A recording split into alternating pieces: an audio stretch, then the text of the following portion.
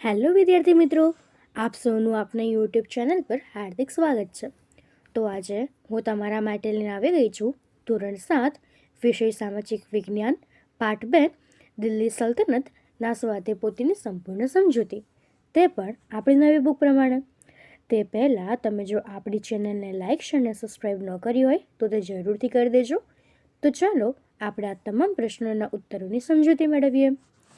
તો અહીં આપણા સ્વાધ્યાયપોથીનો પહેલો પ્રશ્ન છે કે નીચે દરેક પ્રશ્નોના ઉત્તર માટે આપેલા વિકલ્પોમાંથી સાચો વિકલ્પ શોધી તેનો ક્રમ અક્ષર પ્રશ્નની સામે આપેલા બોક્સમાં લખો. તો આપણો પહેલો પ્રશ્ન છે કે પ્રાચીન કાળથી જ કયું શહેર ભારતીય રાજનીતિના કેન્દ્રમાં રહ્યું છે? તેનો જવાબ થશે ઓપ્શન સી, દિલ્હી. દિલ્હી સલ્તનતમાં જે વંશોએ સત્તા ભોગવી તેમાં કયા એક વંશનો સમાવેશ થતો નથી? તો તે થશે ઓપ્શન એ, મુઘલ વંશનો. ભારતમાં દિલ્હી સલ્તનતની સત્તાનો પાયો કોણે નાખ્યો હતો? તો એ થશે ઓપ્શન સી, શિહાબુદ્દીન ગૌરીએ.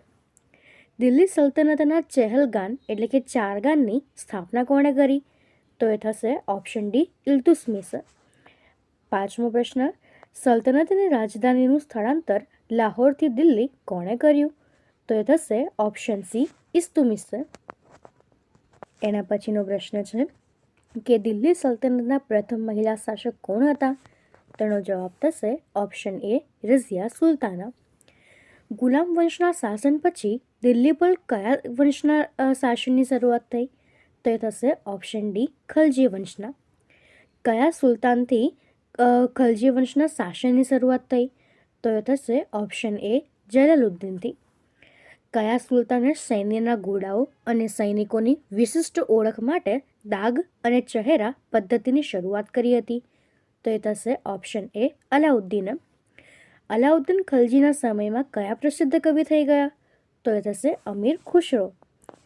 ત્યારબાદ દિલ્હીના કયા શાસકની યોજના તરંગી યોજના તરીકે ઓળખાય છે? તો એ થશે ઓપ્શન સી, મોહમ્મદ બિન તુગલકની. કયા સુલતાને રાજધાનીનું સ્થળાંતર દિલ્હીથી દૌલતાબાદ કર્યું હતું? તો એ થશે ઓપ્શન ડી, મોહમ્મદ બિન તુગલકે. ત્યારબાદ સુલતાન મોહમ્મદ બિન તુગલકના સમયમાં કયો આફ્રિકન મુસાફર ભારતની મુલાકાતે આવ્યો હતો? તો એ થશે ઓપ્શન બી, ઇબ્ન બુતનાના. એના પછી દિલ્હીની ગાદી ઉપર સૈયદ વંશની સ્થાપના કોણે કરી? તો એ થશે ખિજખાએ. દિલ્હીની ગાદી ઉપર લોદી વંશની સ્થાપના કોણે કરી? તો એ થશે બહલોલે. પાણીપતનું પ્રથમ યુદ્ધ કઈ સાલમાં થયું હતું? ઈસવીસન 1526માં. દિલ્હીની ગાદી ઉપર મુઘલ શાસનની સ્થાપના કોણે કરી? તો એ થશે બાબરે. સલ્તનત કાળમાં પ્રાંતીય શાસનના જિલ્લા અને તાલુકાને અનુક્રમે શું કહેવામાં આવતા હતા? તો એ થશે શીખ અને પરગણા. કુતબુદ્દીન ઐબકે દિલ્હીમાં કઈ મસ્જિદનું નિર્માણ કર્યું હતું? તો એ થશે કુવત ઉલ ઇસ્લામનું. અજમેરમાં ઢાઈ દિનકા ઝોપડા નામની મસ્જિદ કોણે બનાવી હતી? તો એ થશે કુતબુદ્દીન ઐબકે. ઢાઈ દિનકા ઝોપડા નામની મસ્જિદ કયા શહેરમાં આવેલી છે? તો તે થશે અજમેરમાં. વિજયનગર સામ્રાજ્યની સ્થાપના કોણે કરી? તો એ થશે હરિરાય અને બુક્કારાઈએ. વિજયનગર સામ્રાજ્યના સર્વશ્રેષ્ઠ શાસક કોણ હતા? તો એ થશે કૃષ્ણદેવરાય. સાહિત્ય અને કલાના ઉત્તેજનના કારણે કૃષ્ણદેવરાય કયા નામે ઓળખાય છે? તો એ થશે આંધ્રના ભુજ તરીકે. એના પછી તાલીકોટાનું યુદ્ધ ક્યારે થયું હતું? તો એ થશે 23 જાન્યુઆરી 1565ના રોજ. તો હવે એના પછીનો આપણો બીજો પ્રશ્ન છે, યોગ્ય શબ્દ વડે નીચેના વિધાનોની ખાલી જગ્યા પૂરો. તેમાં આપણને પહેલું આપ્યું છે કે કુતબુદ્દીન ઐબકે દિલ્હીમાં સલ્તનતની સત્તાનો પાયો નાખ્યો.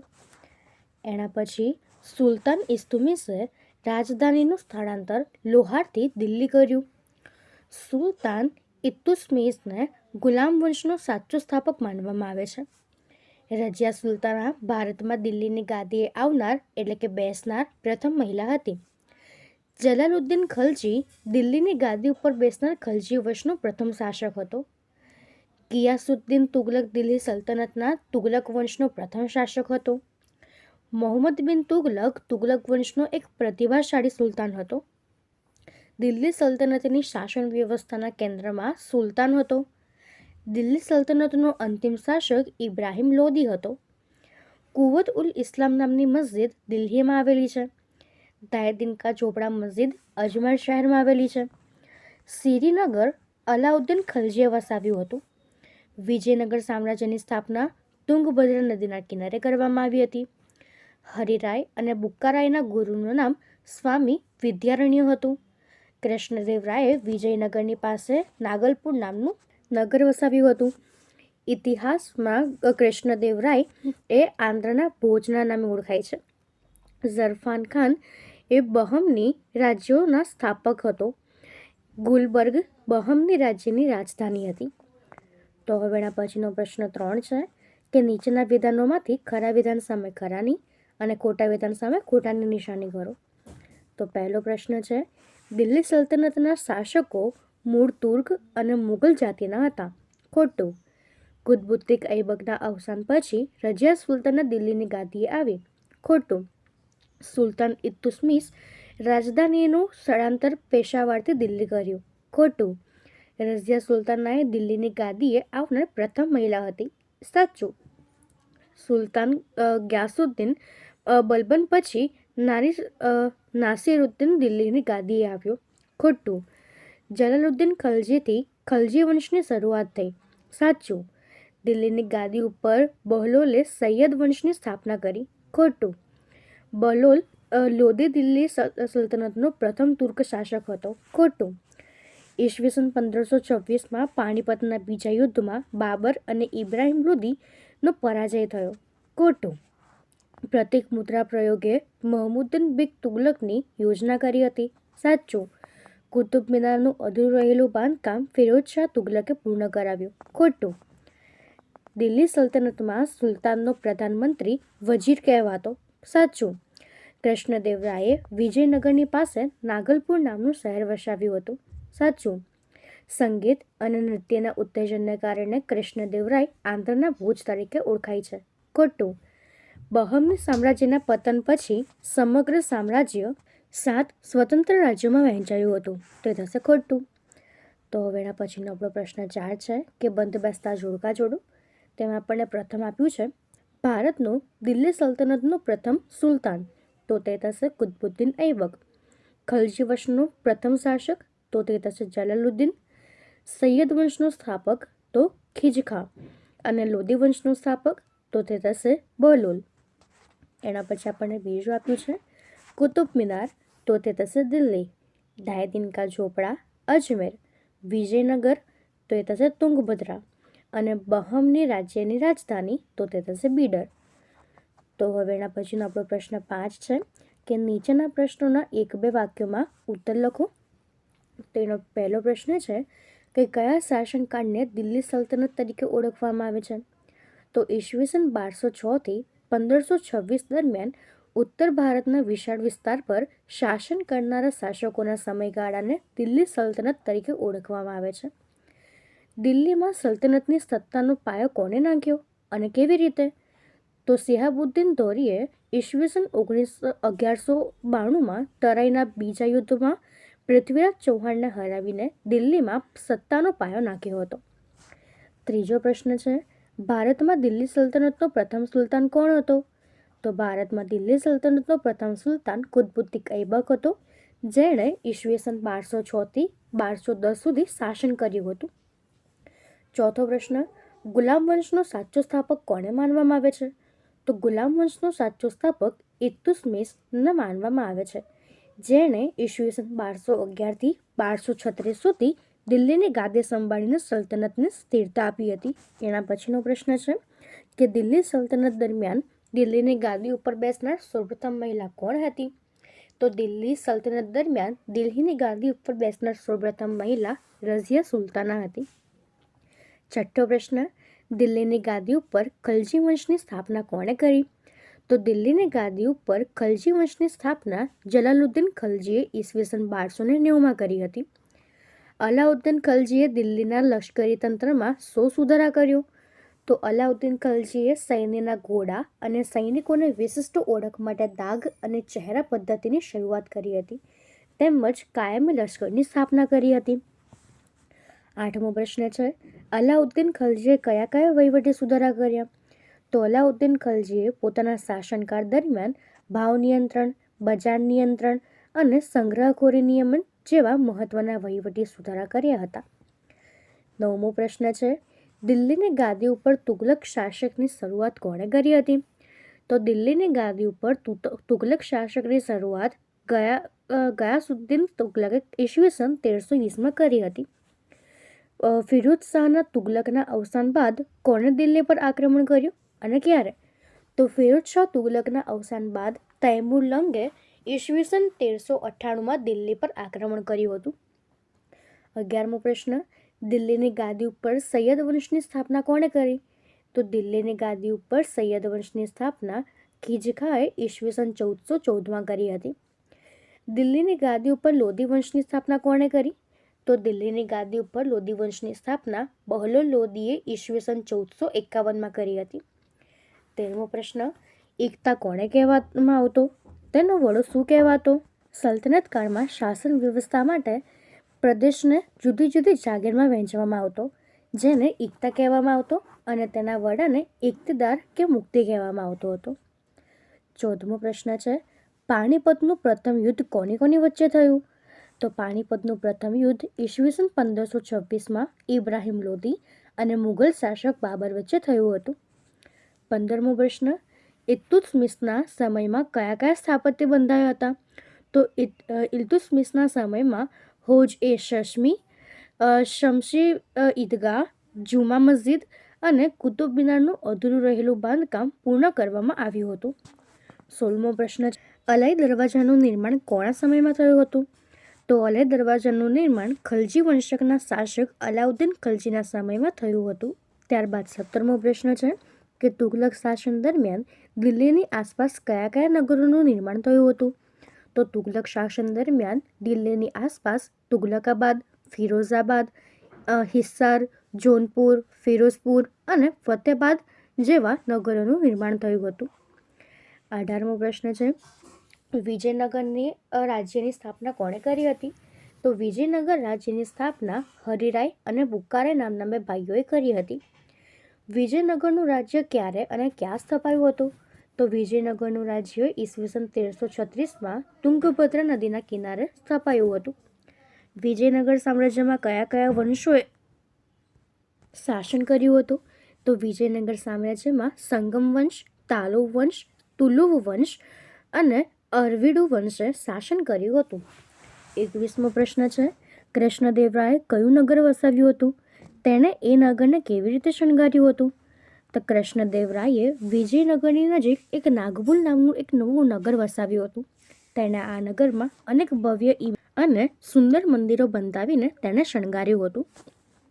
22મો પ્રશ્ન છે, વિજયનગરનો પરાજય ક્યારે અને કોની સામે થયો હતો? તો વિજયનગરનો પરાજય 23 જાન્યુઆરી ઈસવીસન 1562ના રોજ કાલિકોટાના યુદ્ધમાં દક્ષિણના મુસ્લિમ રાજ્યોના બનેલા સંઘ સામે થયો હતો. 23મો પ્રશ્ન છે, બહમની રાજ્યની સ્થાપના કોણે કરી અને ક્યારે? તો બહમની રાજ્યની સ્થાપના અલાઉદ્દીન હસન બહમ શાહે એટલે કે ફરાઝ ખાને ઈસવીસન 1347માં કરી હતી. બહમની સામ્રાજ્ય કયા કયા સ્વતંત્ર રાજ્યોમાં વહેંચાયેલું હતું? તો બહમની સામ્રાજ્ય બીજાપુર, અહમદનગર, ગોલકોંડા, બીડર અને બેરાર જેવા 5 સ્વતંત્ર રાજ્યોમાં વહેંચાયેલું હતું. ત્યાર 25મો પ્રશ્ન છે કે દિલ્હી સલ્તનતની સ્થાપના કોણે કરી અને ક્યારે? તો દિલ્હી સલ્તનતની સ્થાપના કુતબુદ્દીન ઐબકે ઈસવીસન 1206માં કરી હતી.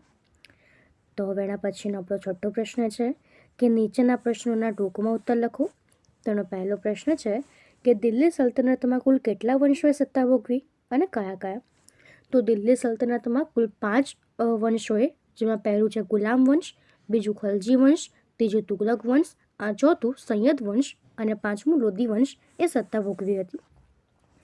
એના પછી બીજો પ્રશ્ન છે કે સુલતાન ઇલ્તુત્મિશે પોતાના ઉત્તરાધિકારી તરીકે કોને જાહેર કરી અને શા માટે?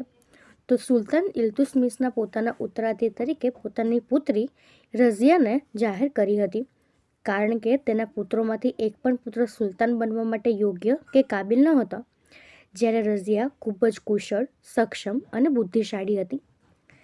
ત્રીજો પ્રશ્ન છે, ઇતિહાસકાર મિનહાજ એ સિરાજે રઝિયા સુલતાના વિશે શું નોંધ્યું છે? તો ઇતિહાસકાર મિનહાજ એ સિરાજે રઝિયા સુલતાના વિશે નોંધ્યું છે કે રઝિયા સુલતાના તેના બધા જ ભાઈઓમાં સૌથી વધુ કાબિલ અને સક્ષમ હતી, છતાં પણ એક સ્ત્રી હોવાના કારણે તે શાસક તરીકે સ્વીકાર્ય બની શકી ન હતી. ચોથો પ્રશ્ન છે, નાસિરુદ્દીન પછી દિલ્હીની ગાદી ઉપર કોણ આવ્યું? તેણે કયું મહત્વનું કાર્ય કર્યું? તો નાસિરુદ્દીન પછી દિલ્હીની ગાદી ઉપર ગિયાસુદ્દીન બલબન આવ્યું. તેણે ચેહલગાન એટલે કે ચાલીસા દળનો નાશ કરીને અમીરોની પકડીને નબળી પાડી અને રાજાનું સ્થાન વધુ મજબૂત બનાવવાનું મહત્વ કાર્ય કર્યું હતું.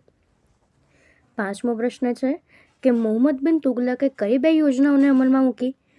તો મોહમ્મદ બિન તુગલકે ઈસવીસનમાં દિલ્હીથી દૌલતાબાદ રાજધાનીનું સ્થળાંતર કરવાની યોજના અને પ્રતીક મુદ્રા પ્રયોગ તાંબાના સિક્કાઓનું ચલણ જેવી 2 મુખ્ય યોજનાઓને અમલમાં મૂકી હતી. છઠ્ઠો પ્રશ્ન છે કે મોહમ્મદ બિન તુગલકે અમલમાં મૂકેલી યોજનાઓ તરંગી યોજનાઓ તરીકે શાથી ઓળખાઈ? તો મોહમ્મદ બિન તુગલકની યોજનાઓમાં વ્યવહારિકતાનો અભાવ, યોગ્ય આયોજન અને તબક્કાવાર અમલીકરણનો અભાવ હતો, જેના કારણે આ યોજનાઓ નિષ્ફળ ગઈ. આથી ઇતિહાસમાં તેને તરંગી યોજનાઓ તરીકે ઓળખવામાં આવી. ત્યારબાદ સાતમો પ્રશ્ન છે કે દિલ્હી સલ્તનતના શાસનમાં સુલતાનનું શું સ્થાન હતું? તો દિલ્હી સલ્તનતના શાસનમાં સુલતાનનું સ્થાન સર્વોપરી હતું. એ રાજ્યનો સર્વોચ્ચ સેનાપતિ, કારોબારીનો સર્વોચ્ચ વડો અને ન્યાયતંત્રનો પણ સર્વોચ્ચ વડો એટલે કે મુખ્ય ન્યાયાધીશ હતો. ત્યારબાદ આઠમો પ્રશ્ન છે કે દિલ્હી સલ્તનતની રાજ્ય વ્યવસ્થામાં સ્થાનિક શાસન કેવી રીતે ચાલતું હતું? તો સલ્તનત કાળમાં સ્થાનિક શાસન અંતર્ગત જિલ્લાઓ અને તાલુકાઓ કક્ષે વહીવટી વહેંચણી થતી, જેને અનુક્રમે શીખ અને પરગણા કહેવામાં આવતા. ગામનો વહીવટી મુખી કે મુકદ્દમ સંભાળતો અને કારકુન કે પટવારી તેને મદદ કરતા હતા. ત્યારબાદ નવમો પ્રશ્ન છે, કુતબુદ્દીન ઐબકે કયા સ્થાપત્યનું નિર્માણ કરાવ્યું હતું? તો કુતબુદ્દીન ઐબકે દિલ્હીમાં કુવત ઉલ ઇસ્લામ નામની મસ્જિદ, પ્રખ્યાત કુતુબ મિનાર, ઈસવીસન 1199માં બાંધકામની શરૂઆત અને અજમેરમાં ઢાઈ કા ઝોપડા નામની મસ્જિદનું નિર્માણ કરાવ્યું હતું. 10મો પ્રશ્ન છે, કૃષ્ણદેવરાય આંધ્રના ભુજ તરીકે શાથી ઓળખાયા? તો કૃષ્ણદેવરાય પોતે મહાન વિદ્વાન હતા અને તેમને તેલુગુ તથા સંસ્કૃત ભાષામાં ગ્રંથ લખ્યા હતા. તેમણે રાજ્યમાં સાહિત્ય, કલા અને વિદ્વાનોને ખૂબ મોટું પ્રોત્સાહન તથા આશ્રય આપ્યો હોવાથી તેઓ આંધ્રના ભુજ તરીકે ઓળખાયા. તો હવે એના પછીનો આપણો પ્રશ્ન 7 છે કે નીચે દરેક વિશે 3-4 વાક્યો લખો. તો આપણે પહેલું આપ્યું છે રઝિયા સુલતાના. તો રઝિયા સુલતાના ઇલ્તુત્મિશની પુત્રી હતી અને તે દિલ્હીની ગાદી પર બેસનાર સૌપ્રથમ મહિલા શાસક હતી. તે પોતાના બધા જ ભાઈઓમાં સૌથી વધુ કાબેલ અને કુશળ અને સક્ષમ શાસક હતી. તેના શાસન દરમિયાન તે પુરુષોના પોશાકમાં દરબારમાં આવતી અને રાજ્યનો વહીવટ ખૂબ જ બુદ્ધિપૂર્વક સંભાળતી હતી. તે સમયના રૂઢિચુસ્ત અમીરો અને ઉલમાઓ એક સ્ત્રીના શાસન નીચે કામ કરવા તૈયાર ન થયા. તેથી તેમણે સતત કાવતરા કરીને ઈસવીસન 540માં તેના શાસનનો અંત લાવવામાં આવ્યો. એના પછી બીજું છે કે અલાઉદ્દીન ખલજી. તો અલાઉદ્દીન ખલજી દિલ્હી સલ્તનતનો એક અત્યંત મહત્વાકાંક્ષી અને શક્તિશાળી શાસક હતો. તેણે ઉત્તર ભારત ઉપરાંત ગુજરાત અને દક્ષિણ ભારત પર પણ વિજય મેળવીને પોતાના સામ્રાજ્યનો મોટો વિસ્તાર કર્યો હતો. તેણે સૈન્યમાં કાયમી લશ્કરની સ્થાપના કરી અને ઘોડા તથા સૈનિકોની ઓળખ માટે દાગ અને ચહેરા પદ્ધતિ શરૂ કરી હતી. આ ઉપરાંત તેણે રાજ્યમાં ભાવ નિયંત્રણ, બજાર નિયંત્રણ અને સંગ્રહખોરી નિયમન જેવા કડક વહીવટી સુધારા પણ કર્યા હતા. હવે એના પછીનો 8મો પ્રશ્ન છે કે નીચેના પ્રશ્નોનો ઉત્તર લખો. સલ્તનત સમયમાં સ્થાપત્યનું વર્ણન કરો. તો દિલ્હી સલ્તનત કાળ દરમિયાન ભારતમાં ઇસ્લામિક શૈલીની સ્થાપત્યની શરૂઆત થઈ હતી, જેમાં મસ્જિદ, મકબરા, મિનારા, મહેલો અને કિલ્લાઓ મુખ્ય છે. કુતબુદ્દીન ઐબકે દિલ્હીમાં કુવત ઉલ ઇસ્લામની મસ્જિદ અને અજમેરમાં ઢાઈ કા ઝોપડા મસ્જિદ બંધાવી હતી. તેને વિશ્વ પ્રસિદ્ધ કુતુબ મિનારનું નિર્માણ શરૂ કરાવ્યું, જેને ઇલ્તુત્મિશે પૂર્ણ કરાવ્યું હતું. ઇલ્તુત્મિશે આ સિવાય હોજ-એ-શમી, શમશી ઈદગાહ અને જુમા મસ્જિદ પણ બંધાવી હતી. અલાઉદ્દીન ખલજીએ અલય દરવાજો, શેરીનો કિલ્લો, શ્રીનગર અને હોજ એ ખાસનું નિર્માણ કરાવ્યું હતું. તુગલક શાસકોએ તુગલકાબાદ, ફિરોઝાબાદ, હિસાર અને જૌનપુર જેવા અનેક નગર વસાવ્યા હતા તથા ફિરોઝ શાહ તુગલકે ઘણી મસ્જિદો અને નહેરો પણ બનાવી હતી. સૈયદ અને લોધી વંશ દરમિયાન મોઠીની મસ્જિદ, બડે ખાનનો મકબરો, શીશ ગુંબજ અને સિકંદર લોધીનો મકબરો જેવા વિશિષ્ટ સ્થાપત્ય બનાવ્યા હતા, જે હિન્દુ અને ઇસ્લામિક શૈલીના મિશ્રણ સમાન હતા. તો આપણે આ પ્રમાણે આ ઉત્તર લખી શકીએ. તો અહીં આપણા સ્વાધ્યાયપોથીના તમામ પ્રશ્નો પૂર્ણ થાય છે. જો તમને આમાં કોઈ પણ ડાઉટ હોય તો તમે કોમેન્ટ સેક્શનમાં જરૂરથી જણાવી શકો છો અને આપણી ચેનલને લાઇક, શેર અને સબસ્ક્રાઈબ જરૂરથી કરી દેજો. Thank you.